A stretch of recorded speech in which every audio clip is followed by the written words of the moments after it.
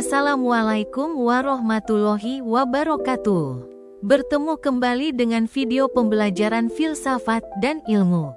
Pada video kali ini akan dibahas materi kedua yang disampaikan oleh Ibu Dr. Hajah Darlina Kartikasari, MSI, yaitu tentang pengantar filsafat umum. Tujuan studi filsafat adalah mengantarkan seseorang ke dalam dunia filsafat, yaitu mengetahui apa itu filsafat, maksud dan tujuannya. Studi filsafat dimaksudkan untuk pendidikan mental. Tujuan umum filsafat adalah menjadikan manusia yang susila. Orang yang susila dipandang sebagai ahli filsafat, ahli hidup, dan sekaligus orang yang bijaksana. Tujuan khusus filsafat adalah menjadikan manusia yang berilmu. Ahli filsafat dipandang sebagai orang yang ahli dalam bidang ilmu pengetahuan, yang selalu mencari kebenaran dari semua problema keilmuan. Perbedaan orang yang berfilsafat dengan orang yang tidak berfilsafat terletak pada sikap seseorang terhadap hidupnya.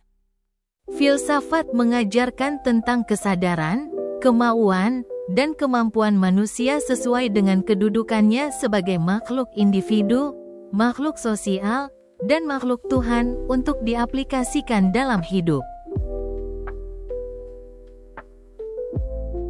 Pengertian filsafat secara etimologis, kata filsafat berasal dari bahasa Yunani, philosophia, yang merupakan penggabungan dua kata yakni philos atau philein, yang berarti cinta, mencintai, serta kata sophia, yang berarti kebijaksanaan atau hikmat. Secara bahasa, filsafat memiliki arti cinta akan kebijaksanaan. Cinta artinya hasrat yang besar atau yang berkobar-kobar. Kebijaksanaan artinya kebenaran sejati atau kebenaran yang sesungguhnya.